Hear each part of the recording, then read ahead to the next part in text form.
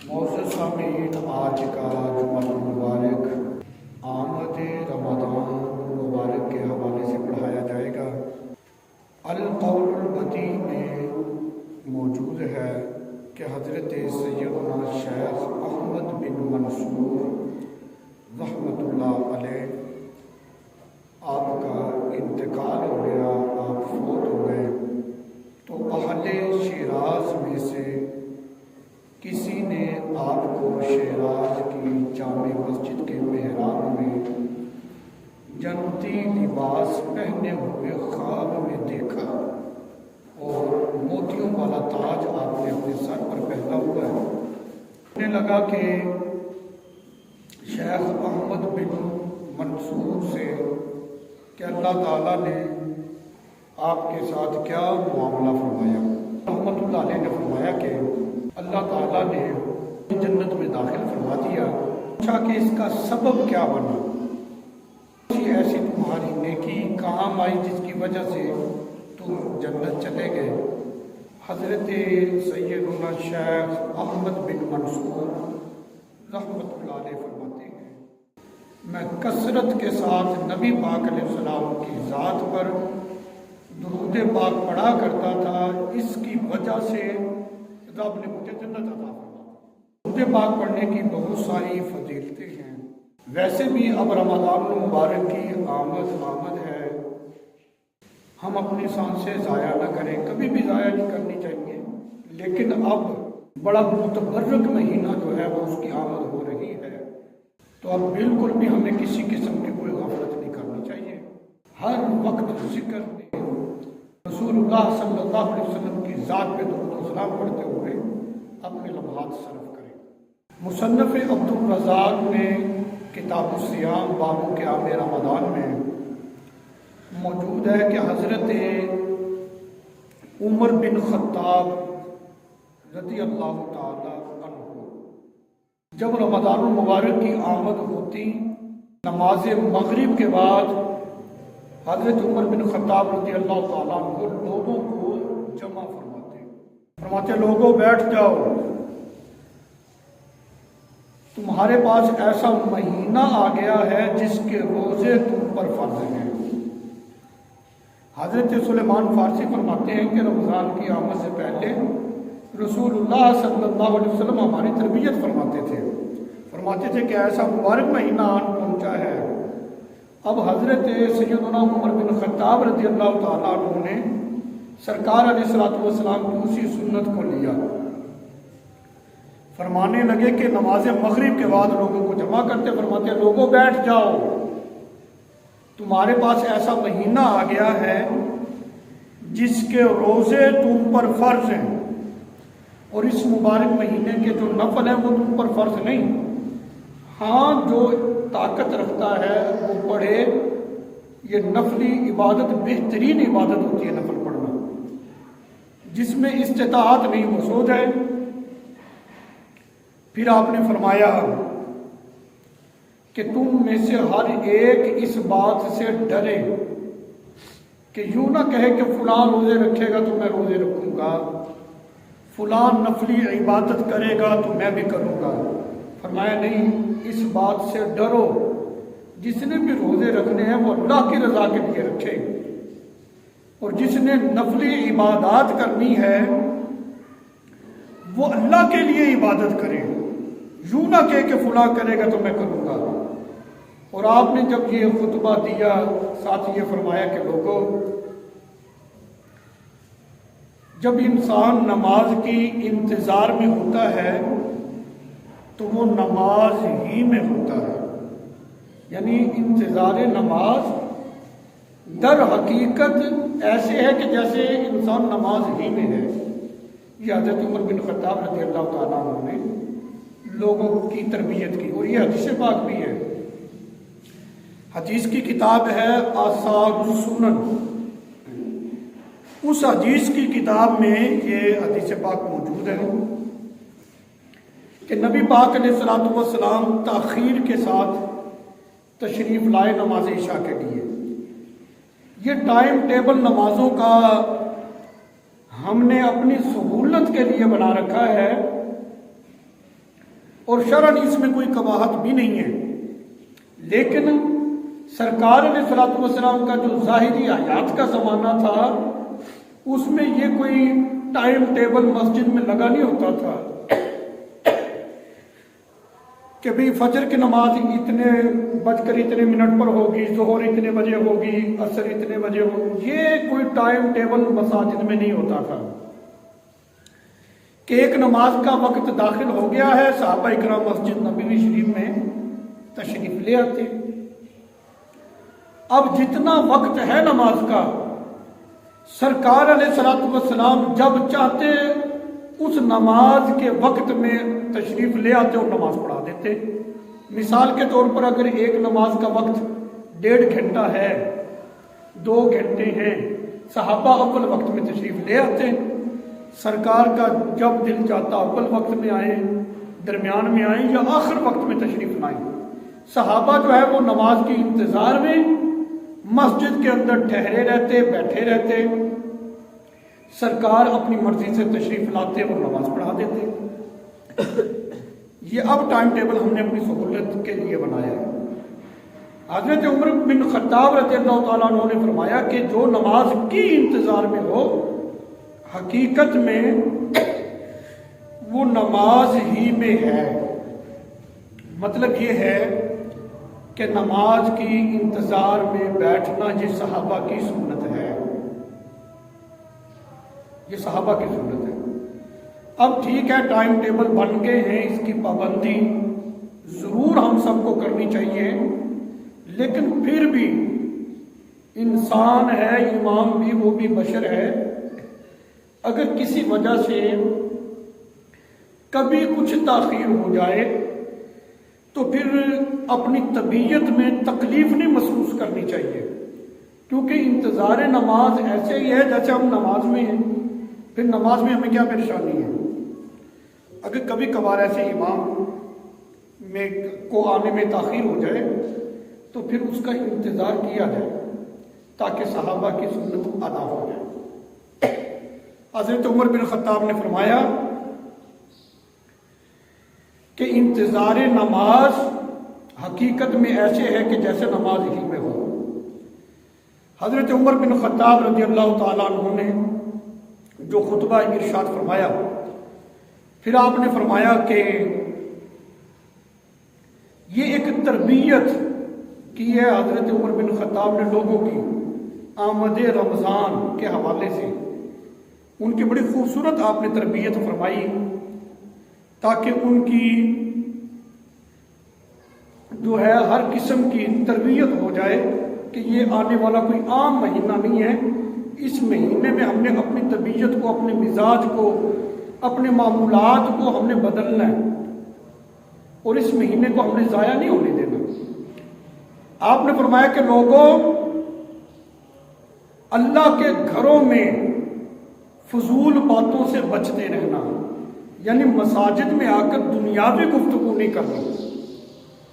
پھر آپ نے فرمایا کہ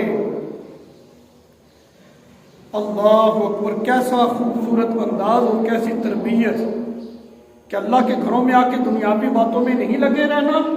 پھر فرمایا کہ تم میں سے کوئی ایک ہرگز اس ماہ مبارک کو فضول نہ گزارے، یعنی اپنی فضولیات میں پڑا رہے اور یہ رمضان المبارک کی نورانی گھڑیاں جو ہے یہ گزر جائے، ایسا کبھی بھی نہ ہونے دینا، بلکہ اس ماہ مبارک کو ایسے گزارنا ہے کہ اس کے فیوز و برکات، اس کی برکتیں جو ہے وہ لوٹنی ہے، وہ حاصل کرنی ہے۔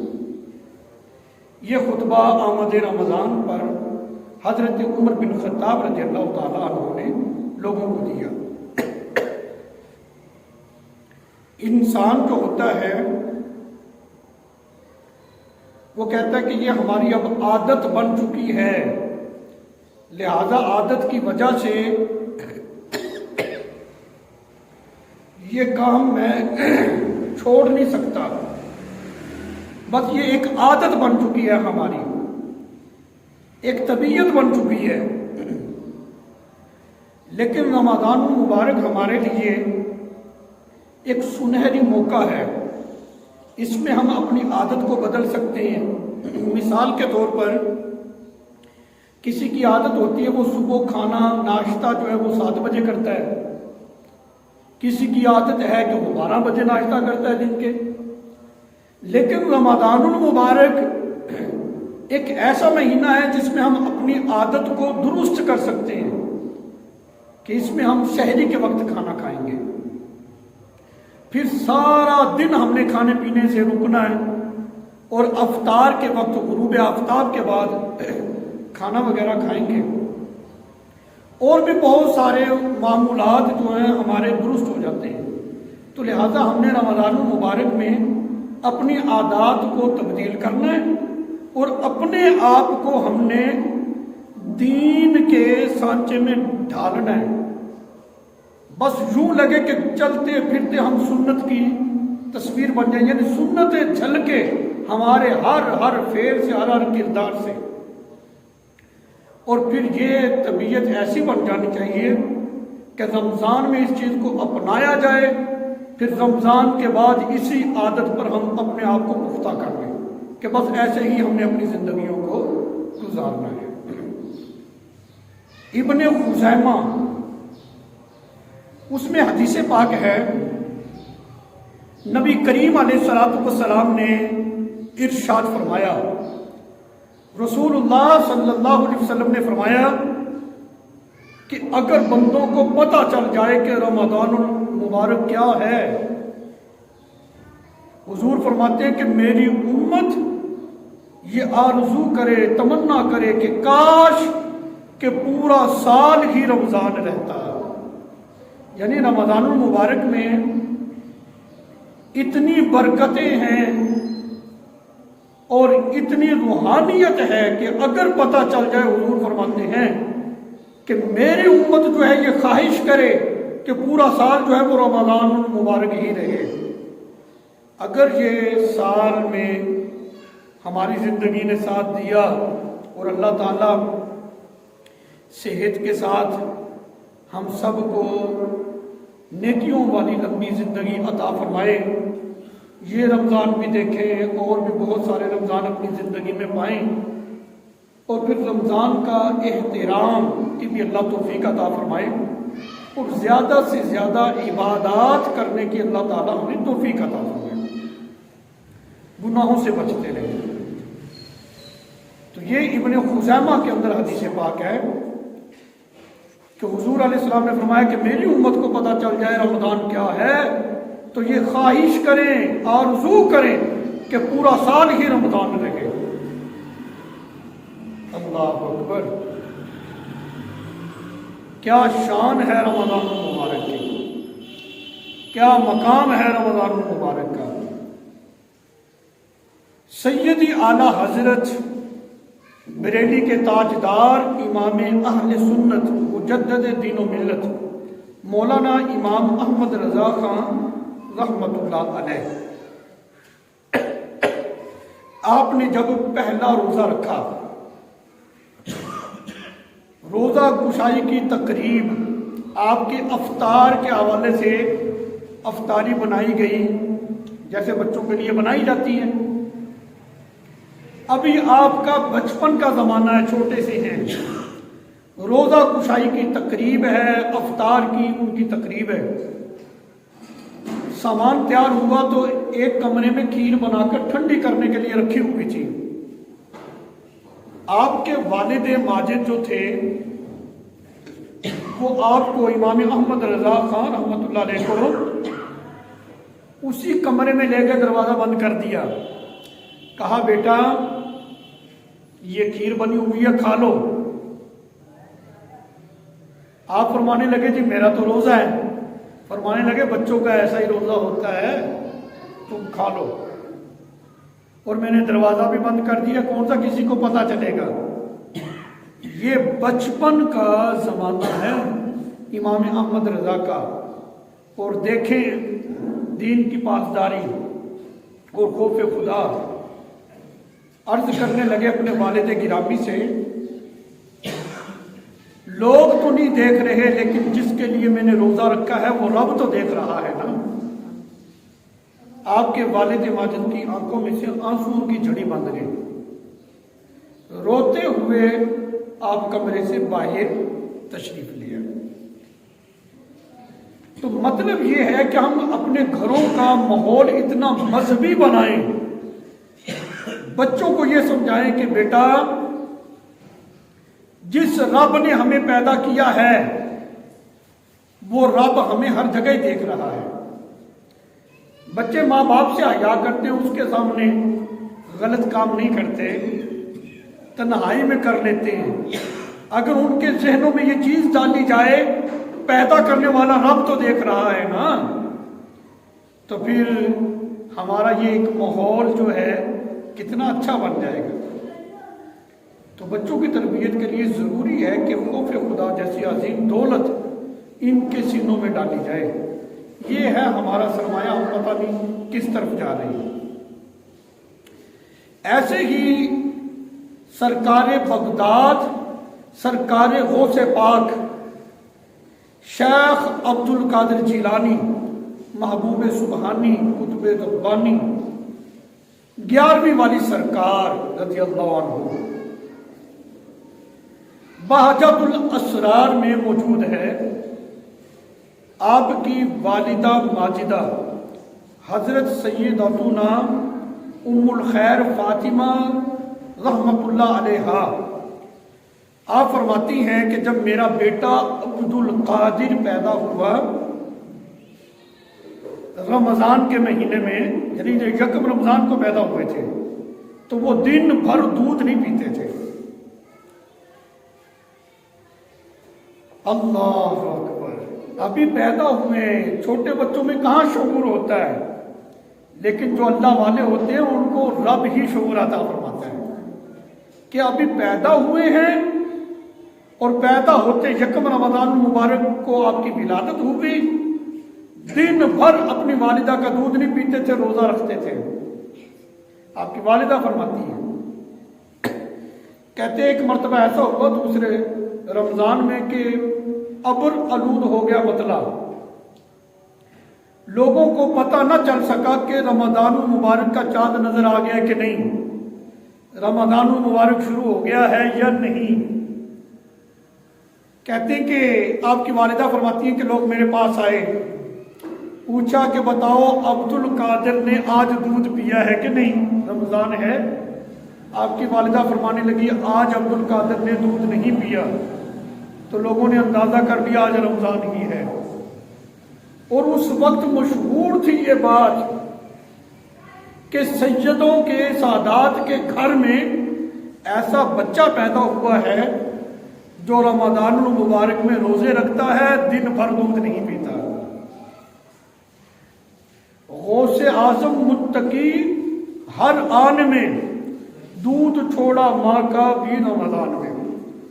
تو یہ شان ہے غوث پاک کی، کیونکہ آپ یکم رمضان المبارک کو پیدا ہوئے، اس حوالے سے میں یہ مناسب سمجھتا ہوں۔ آپ کی شان یہ ہے جب آپ کی عمر مبارک 5 سال ہوئی، 5 سال کا بچہ کتنا کو ہوتا ہے، 5 سال کی عمر ہوئی اور بسم اللہ خوانی کی تقریب رکھی گئی کہ بھی اس کو اب قرآن پڑھاتے ہیں، پہلا سبق۔ جب یہ تقریب ہوئی سرکار غوث پاک کی 5 سال کی عمر میں، بچوں یہ بات آپ نے غور سے سننی ہے، 5 سال کی عمر ہے، بسم اللہ خوانی کی تقریب رکھی گئی، تو بٹھایا، تو اب بچے کو پڑھایا جاتا ہے نا، بیٹا پڑھو۔ جب پڑھانے لگے نا قاری صاحب، سرکار غوث پاک 5 سال کی عمر ہے، آپ نے پڑھا خود ہی اعوذ باللہ من الشیطان الرجیم بسم اللہ الرحمن الرحیم، اس کے بعد 15 پارے زبانی ہی سنا دیے 5 سال کی عمر میں، اور فرمانے لگے میری والدہ کو چونکہ 15 پارے ہی یاد تھے، وہ پڑھا کرتی تھی تو میں نے سن سن کر یاد کر دیا۔ اس کا کیا مطلب ہے؟ اس کا مطلب یہ ہے کہ مائیں جو ہیں وہ بچوں کی اچھی تربیت کر سکتی ہیں، وہ ان کو لوری میں درود پاک سنائیں، لوری میں قرآن کی تلاوت سنائیں، لوری میں اللہ کا ذکر سنائیں، تو پھر بچہ جو ہے وہ بھی نیک ہی بنے گا۔ تو سرکار غوث پاک کی والدہ نے لوری میں قرآن سنایا تو 18 پارے انہوں نے سنا دی۔ آپ اندازہ کریں 5 سال کی عمر کتنی ہے۔ بچے کے ذہن میں لیکچر لینے کا جو خانہ ہوتا ہے نا، تقریباً 6 سال کی عمر کے بعد بنتا ہے۔ اس سے پہلے وہ کسی بات کو سن کر اپنے ذہن میں محفوظ نہیں کر سکتا۔ چھوٹے بچوں کو جو پڑھنے کے لیے ڈالا جاتا ہے، تصاویر دکھا کے چیزوں کی پہچان ہی کروائی جاتی ہے نا۔ سرکار غوث پاک کو زمانہ ایسے نہیں مانتا، آپ میں کچھ منفرد چیزیں ہیں تو اسی لیے لوگ آپ کو منفرد کر کے مانتے ہیں۔ سارے اللہ کی مخلوق ہیں، اتنا تو کوئی کسی کو نہیں مانتا جانتا جتنا آپ کو مانا جا رہا ہے۔ وجہ یہ کہ 5 سال کی عمر میں آپ نے 18 پارے جو ہے وہ زبانی سنا دیے۔ تقریب رکھی گئی تھی آپ کے آغاز کی پڑھانے کی۔ بہجت الاسرار میں ہے کہ 40 سال سرکار غوث پاک نے عشاء کے وضو سے فجر کی نماز ادا فرمائی ہے۔ اللہ اکبر۔ آپ کے معمولات میں یہ چیز تھی کہ جب بھی بے وضو ہوتے فوراً وضو فرماتے اور ساتھ ہی 2 رکعت نماز نفل بھی پڑھ لیا کرتے تھے، با وضو رہا کرتے تھے۔ سرکار غوث پاک سے محبت کا تقاضا یہ ہے کہ ہم بھی با وضو رہا کریں۔ جب وضو ختم ہو جائے فوراً وضو بنایا جائے۔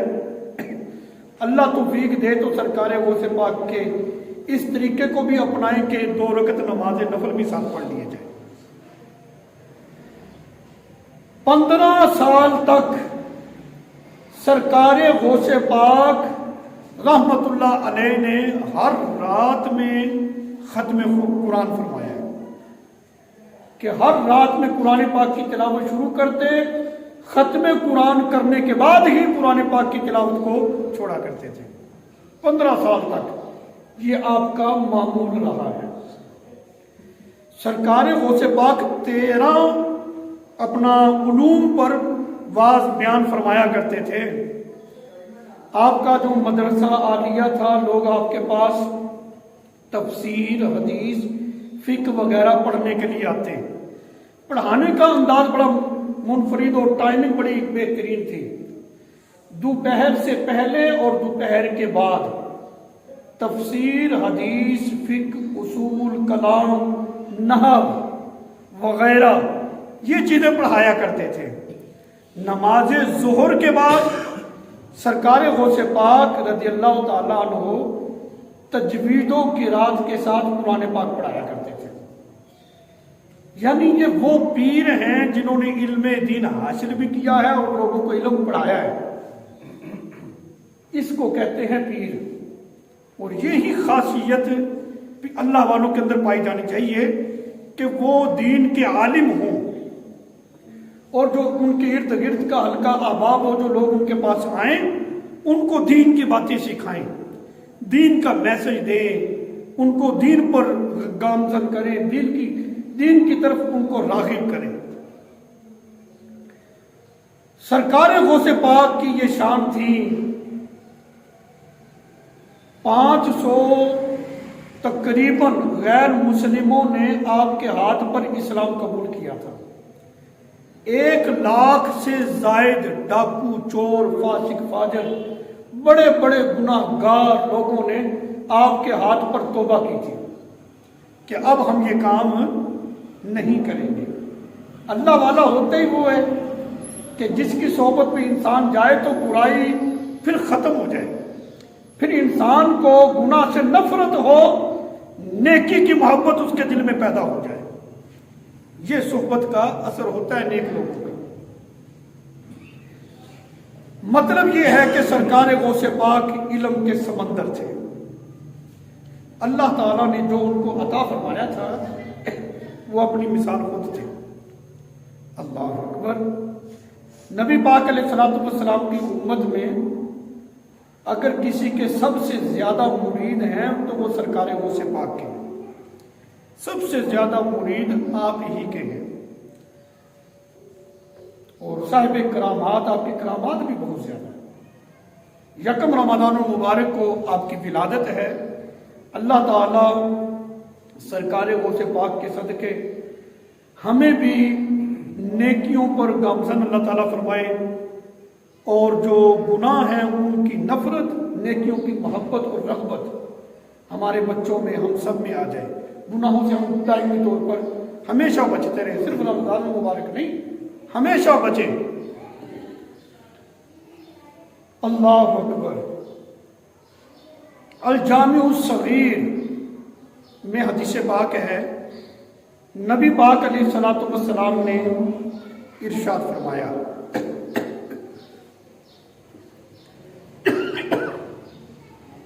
سرکار علیہ الصلوۃ والسلام فرماتے ہیں، یہ الجامع الصغیر کے اندر حدیث موجود ہے، آپ نے فرمایا کہ اللہ اکبر، فرمایا کہ جو روزہ ہے یہ عبادات کا دروازہ ہے، یعنی تم روزہ رکھو گے تو یوں سمجھو تم نے اپنی ذات کے لیے عبادات کا دروازہ کھول دیا۔ تو روزہ ایک ایسی چیز ہے۔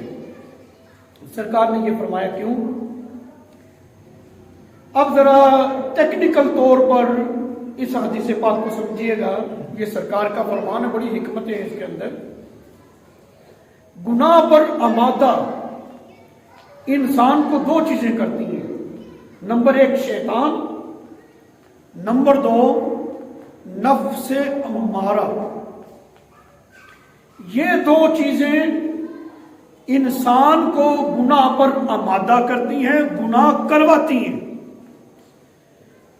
اب آپ بخوبی اس بات سے واقف ہیں کہ رمضان المبارک میں شیاطین کو جکڑ دیا جاتا ہے، قید کر دیا جاتا ہے، لیکن کیا خیال ہے رمضان المبارک میں گناہ نہیں ہو رہے؟ نماز نہ پڑھنا یہ بھی تو گناہ ہے، روزہ نہ رکھنا یہ بھی تو گناہ ہے، یہ بھی تو گناہ ہی ہے نا۔ تو جس طرح گناہ رمضان المبارک سے پہلے ہو رہے تھے، رمضان میں بھی ویسے ہوتے ہیں، حالانکہ شیاطین تو قید ہو چکے، اب گناہ کون کروا رہا ہے؟ کہتے دو چیزیں تھیں، شیطان اور نفس امارہ۔ شیاطین تو قید ہو گئے، لیکن جو نفس امارہ ہے یہ انسان کو ابھارتا رہتا ہے گناہ پر اور اس سے گناہ کرواتا ہے۔ سرکار علیہ الصلوۃ والسلام نے فرمایا، اب سرکار کے فرمان کی حکمت کو سمجھو۔ جامع الصغیر میں حضور نے فرمایا کہ روزہ عبادات کا دروازہ ہے۔ کیا مطلب؟ فرمایا کہ رمضان المبارک میں شیاطین کو تو قید کر دیا گیا ہے، جو نفس امارہ ہے اس کو تم قید کرو، اس کو بھوکا رکھو۔ نفس کو ہم جتنا بھوکا رکھیں گے یہ اتنا ہی قید ہو جائے گا، تو اس کو تم نے کنٹرول کرنا ہے روزے کے ساتھ۔ شیاطین تو پہلے ہی قید کر دیے گئے ہیں، اب تمہارا نیکی میں دل لگے گا اور گناہ سے تمہیں نفرت ہو جائے گی۔ تب کہا کہ روزہ عبادات کا دروازہ ہے، کہ روزہ رکھ کر اپنے نفس کو بھوکا رکھو۔ جتنا یہ بھوکا رہے گا اتنا ہی نفس کنٹرول میں رہے گا اور انسان گناہوں سے بچتا رہے گا۔ ایسا خطرناک دور آ گیا ہے، جیسے کہتے ہیں نا کہ ہر چیز کے مثبت اور منفی پہلو ہوتے ہیں۔ سوشل میڈیا جو ہے اس کے مثبت پہلو بھی ہیں، اچھی چیزیں مل جاتی ہیں، نیکی کی دعوت ایک جگہ سے دوسری جگہ بلکہ سب لوگوں تک پہنچانا آسان ہے، لیکن برائی بھی ایسے ہی آگے جا رہی ہے۔ تو جو نوجوان بچے ہیں ہمارے، ان کو چاہیے کہ وہ تو رمضان المبارک کے روزے بالکل مس نہ کریں، کسی کو بھی نہیں کرنے چاہیے، فرض ہے روزے۔ رمضان المبارک کے علاوہ بھی نوجوانوں کو چاہیے کہ روزوں کی کثرت کیا کریں، کہ اس سے جو نفس ہمارا ہے یہ کنٹرول رہتا ہے، اس کو لگام ڈل جاتی ہے اور انسان جو ہے وہ گناہوں سے بچتا ہے۔ وہ گناہ کرنا نہیں چاہتا لیکن نفس انسان کو ابھارتا ہے یہاں تک کہ کروا دیتا ہے۔ تو یہ ہے کہ وہ روزوں کی کثرت کریں تو پھر کافی حد تک وہ شیطان کے شر سے اور نفس امارہ کے شر سے وہ محفوظ رہیں گے۔ تو اس سے ہمیں بچنا چاہیے، اس لیے کہا گیا کہ روزہ عبادات کا دروازہ ہے۔ یہ روزہ ہی ایسی عبادت ہے جو دیگر عبادات کا دروازہ کھولتی ہے۔ انسان اگر بھوکا ہو نا، یہ روزہ کسی لیے رکھا گیا ہے، جیسے مال ہوتا ہے نا، مال اس کی زکوٰۃ ادا کی جائے، تعداد میں مال کم ہو جاتا، اتنا نکل گیا تو کم ہو گیا، لیکن حقیقت یہ ہوتی ہے کہ وہ مال کی برکت بڑھ جاتی ہے، وہ آفات سے مال محفوظ ہو جاتا ہے۔ جو زکوٰۃ ادا کرتے ہیں تجربے کی بات ہے، جو اپنے مال اپنی کھیتی کا عشر ادا کرتے ہیں، ان کا جو مال ہوتا ہے وہ آفات سے محفوظ ہو جاتا ہے۔ جو اپنے مال کی زکوٰۃ دیتے ہیں ان کا مال بھی آفات سے محفوظ ہو جاتا ہے، اس میں برکت ہو جاتی ہے، تعداد میں کم محسوس ہوتا ہے کہ اتنا مال نکل گیا زکوٰۃ کی مد میں، لیکن حقیقت میں وہ مال جو ہے جو آفات آنی تھی اس سے بچ گیا۔ ایسے ہی روزہ رکھنے سے بظاہر انسان محسوس کرتا ہے کہ میری صحت خراب ہوگی، میں کمزور ہو جاؤں گا، لیکن روزہ یہ جسم کی زکوٰۃ ہے، اور زکوٰۃ کسی چیز کی ادا کرنے سے وہ کم تو نہیں ہوتا، تو ایسے جسم بھی کم نہیں ہوگا بلکہ صحت بہتر ہو جائے گی، اچھی ہو جائے گی۔ روزے رکھنے چاہیے، بلکہ ایک حدیث کا مفہوم تو یہ ہے کہ سرکار علیہ السلام نے فرمایا کہ روزے تم رکھو، تمہاری صحت کا ضامن میں محمد ہوں صلی اللہ علیہ وسلم۔ تو مطلب یہ ہے کہ روزوں سے صحت خراب نہیں ہوتی بلکہ اس سے صحت اچھی ہو جاتی ہے۔ اگر کوئی مسئلہ ہے، کوئی ضرورت پڑ گئی روزہ چھوڑنے کی، کسی مستند عالم دین سے رابطہ کریں کہ یہ مسئلہ ہے، میں روزہ چھوڑ سکتا ہوں کہ نہیں۔ خود ہی نہ کر لیں فیصلہ کہ بس یہ ضرورت ہے تو بس چھوڑ دیں روزہ، ایسا نہیں۔ یہ فرضی روزے کوئی نفلی روزے نہیں ہیں، یہ ہر حال میں ہم نے رکھنے ہی ہیں۔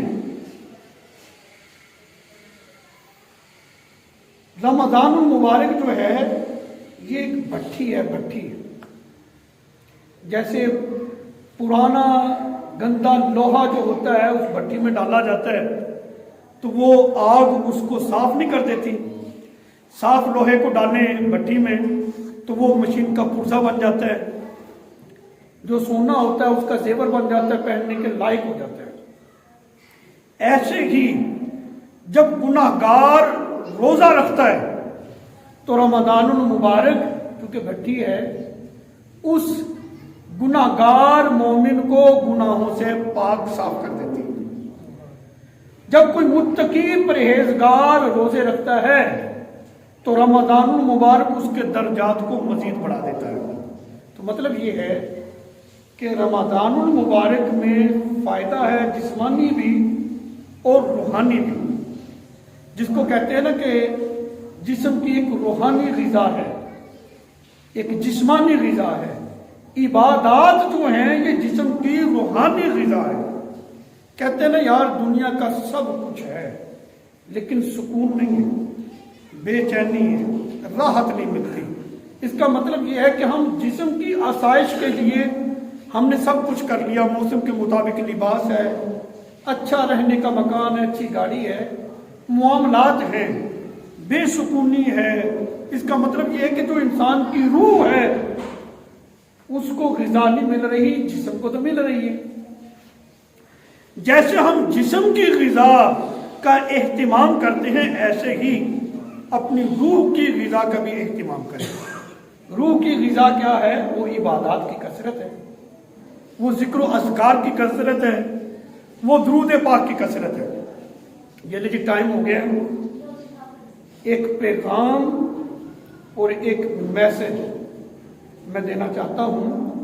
حضرت ابراہیم نخعی رحمۃ اللہ علیہ در منصور کے اندر ہے، وہ فرماتے ہیں کہ رمضان المبارک میں روزہ رکھنا، اس کی فضیلت یہ ہے کہ اگر کوئی رمضان کے علاوہ 1000 روزے بھی رکھے نا تو رمضان المبارک کا ایک روزہ 1000 روزوں سے افضل ہے۔ فرمایا اگر کوئی شخص رمضان المبارک میں ایک مرتبہ تسبیح یعنی سبحان اللہ کہے، رمضان المبارک کے علاوہ یہی تسبیح 1000 مرتبہ کہے تو جو ایک تسبیح رمضان المبارک میں کہی تھی یہ اس 1000 تسبیح سے افضل ہے۔ حضرت ابراہیم رحمۃ اللہ علیہ فرماتے ہیں، در منصور میں موجود ہے، آپ کہتے ہیں کہ جو شخص رمضان المبارک میں ایک رکعت پڑھے، بھی ایک رکعت کا ثواب بتایا گیا ہے نا، ایک رکعت جو ہے رمضان المبارک کی، اس کا ثواب جو رمضان کے علاوہ 1000 رکعت پڑھی جائے اس سے بھی رمضان المبارک کی ایک رکعت افضل ہوتی ہے۔